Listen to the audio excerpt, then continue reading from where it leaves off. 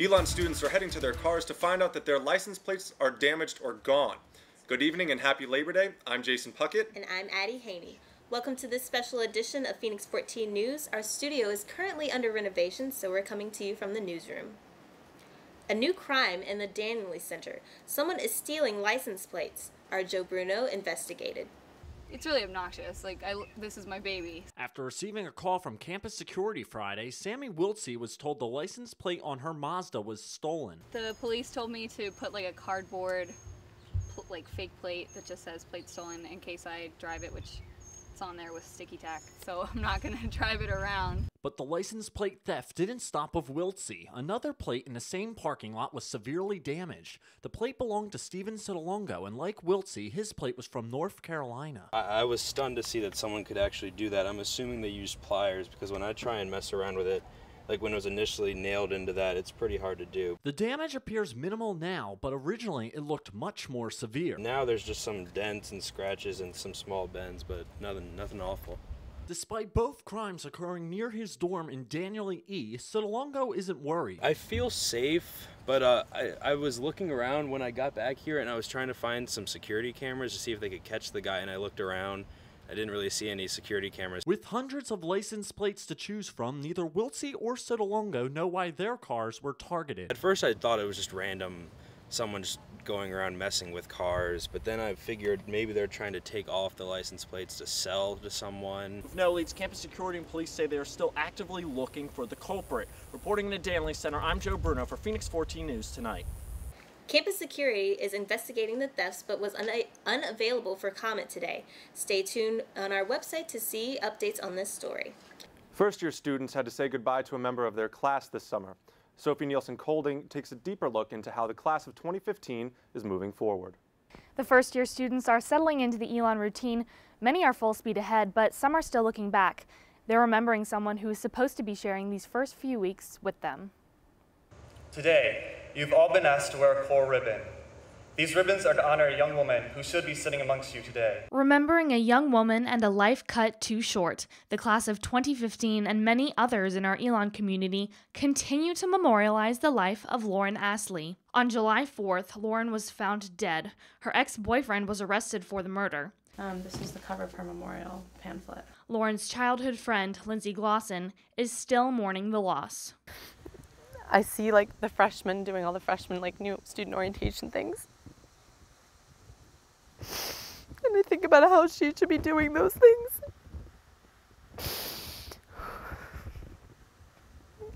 She was one of the best people I've known. Glosson wants to celebrate Lauren's life and the things that made her who she was. She always wanted to be the best. You know, she was a singer. She was the best. She wanted, she was a good student. She wanted to be the best. The way she dressed, she wanted to be the best. And you couldn't tell her that she couldn't be. You know, there was no telling Lauren what she couldn't do. Annie Schaefer was looking forward to being Lauren's roommate.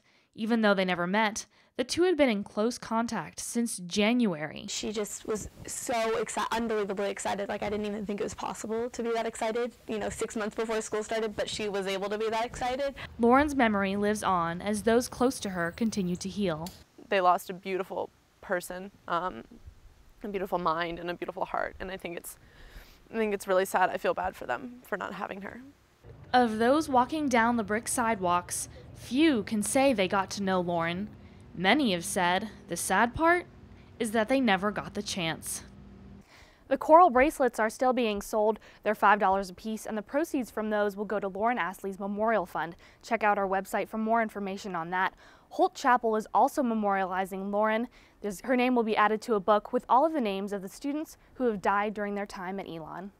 Thanks, Sophie. There's a significant increase to the student employee's salary this year. Don Grenice looked into where the extra money is coming from. Probably just go to the beach. Yeah. And spend all that money? And spend all that money.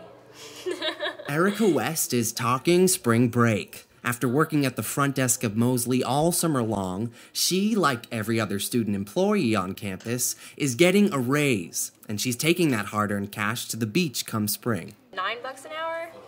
That's pretty baller, because it definitely gives us a little bit more money in our pockets. Compared to the old base pay of $7.25, an increase in wages by 24% is making students happy. But the funding has to come from somewhere.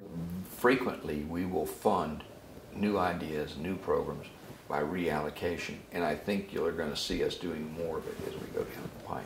The reallocation of funding isn't anything new to campus. Every spring, Dr. Francis, along with other senior officers, reevaluates the budgets of individual programs, and then any excess funding that's found is then funneled into new programs. Fitness? Yes. Nicole Tower works at Campus Rec. Even though she's excited about taking more cash to the bank, she thinks her fellow student employees might take their new earnings elsewhere. ABC and West End, probably, which is sad. I hope they blow it at places like Loyo, but they won't. And if you're gonna blow it at like that, you're really missing the point. Whether they get the point or not, they're all getting the raise. According to Dr. Francis, the university wants to keep talented students working on campus, and the reallocation of funds was the best way to make the raise happen. If you don't do it that way, there's only one other way to do it. And what would that be? You're going to pay more. Don Gurnice, Phoenix 14 News Tonight.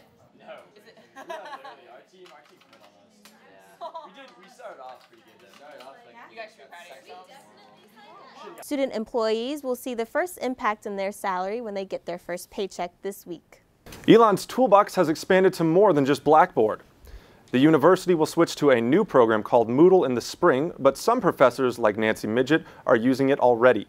She thinks students who are used to Blackboard will find the transition easy. It's really no different to the students. You see a different screen with Moodle than Blackboard, but the concept is the same. You see where the documents are that you need. You click on the document opens up, you can read it, print it, or download it. Some professors are still using Blackboard right now, but after the spring semester, all classes will be transitioned over to Moodle, phasing Blackboard out. There are new alcohol policies on campus this year. Elon made some changes after listening to student suggestions last year. The Office of Student Conduct added the changes to make the system more fair and allow students and help keep students safe. Here are the main changes. First, a medical safety policy was created to protect students. Now, if a student needs medical help for extreme intoxication, they will not be suspended if it is their first time seeking help.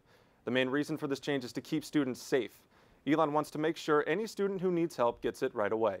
Also, they have added the new strike system. You now get 5 strikes instead of 3. The university gives sanctions on a case-by-case basis. The main change to the sanctions this year are a reprimand charge, which is given as a first offense. If a student avoids getting in trouble for 1 year, the charge is removed. The fee is only $50 and parents are not informed. We really have tried to put in a policy as well as a response or sanctions that are appropriate for different types of behavior that it can occur. And we recognize that there is a difference between having 1 beer underage and 12 beers underage, and we don't want to treat those two situations the same. And students on campus are trying to raise awareness of how to drink safely for those who choose to do so. Sparks, Elon's alcohol awareness group, gathered in Daniel Lee Commons on Friday for Party Smart. The event aimed to inform students of smart ways to drink, including keeping track of how many drinks you've had and not drinking on an empty stomach. Sparks says it's important to have fun in a smart way.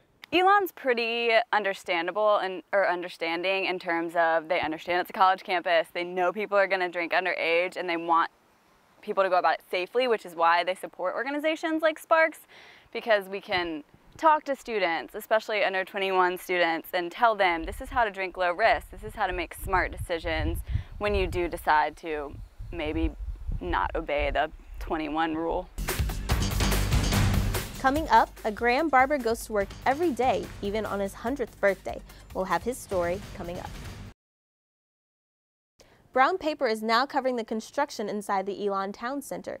Phoenix 14 got you exclusive information on a new pizza place from the owners of Fat Frog.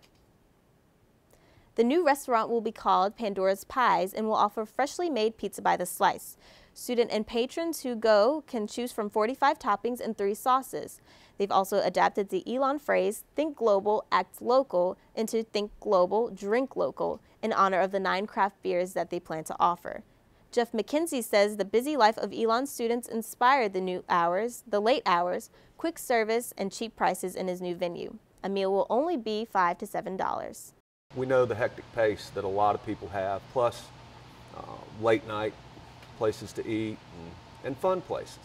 Downtown Elon isn't the only local place that is changing. Here's an update of some of the things around campus. The intramural fields are now located behind the Francis Center, close to the Daniely Center. The field has a softball diamond along with fields for the other sports. There is a new overflow parking lot on Williamson Avenue across from the Rhodes Stadium and baseball field. However, you can only park there Monday to Friday until 4 p.m. Over the summer, Coakley, Maynard, and Chandler were torn down to make room for the new global neighborhood. When it's completed in 2014, the 4 dorms will house 150 students along with classrooms and learning labs. Construction started on the new station at Mill Point on the Firehouse Fields. Designed for juniors and seniors, the first phase opens in fall 2012 and will have 2 to 4 apartments per building, each with single rooms. Elon's campus bookstore just got upgraded. The brand new 2-story location was constructed over the summer and opened just 1 week before school started. The store features larger textbook, clothing, and literature sections, as well as the first and only escalator in Alamance County. We spoke to bookstore manager Kathy Scarborough, who said that she thinks the bookstore finally lives up to Elon's expectations. It's my baby, you know. We've been needing more space to service the student population like they should be serviced, and so it really should look like the Elon University bookstore. It looks like it will rain tonight. We'll tell you if you'll need an umbrella for the rest of the week later in the show. He's witnessed the Great Depression, the sinking of the Titanic, and was drafted in World War II. Find out what he's doing in Graham later in the show. If you take a look around campus, a lot is changing, from new buildings to restaurants and roadways. But in Graham, just one town over, our reporter Brandon Marshall found one person who hasn't changed despite the growth all around him. Kenneth Wood just turned 100 years old. He's been cutting hair for 85 years. A native of North Carolina, he first learned how to cut hair from his father. Me and my daddy worked together for 11 years in Thomasville before I moved to Burlington. Wood has seen many changes throughout his years in North Carolina. He's lived through the Titanic sinking, the Depression, and remembers when gas was 8 cents per gallon. In 1943, Wood was drafted into World War II. There, the lieutenant colonel needed Wood to serve as the military barber. He welcomed me to the 18th General. He says, "Do you have your barber tools with you?" I said, "Yes, sir." Wood enjoys serving people. From senators to garbage men, it doesn't matter who his customers are. Who he is doesn't make no difference to me. He gets the same kind of haircut that this gentleman here is going to get. Now what you say? Oh, that's great. I like that. And Wood sees no reason for change. I asked him, why doesn't he retire? And well, his answer surprised me. Why do you want to be a reporter? Basically, it's what I like to do. I like to Okay. interview new people. You know how come I want to be a barber? In Graham, Brandon Marshall, Phoenix 14 News, tonight. When Wood started cutting hair, a haircut was just 25 cents. Today, that same haircut would cost you $10.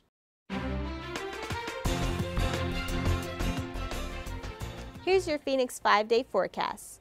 It's going to be a rainy couple of days as Tropical Depression Lee heads north. The rain will start this evening and continue through Wednesday morning.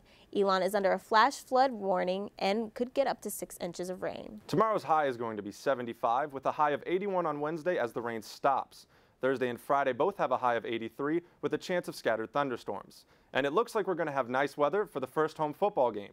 Saturday is going to be partly cloudy with a high of 86.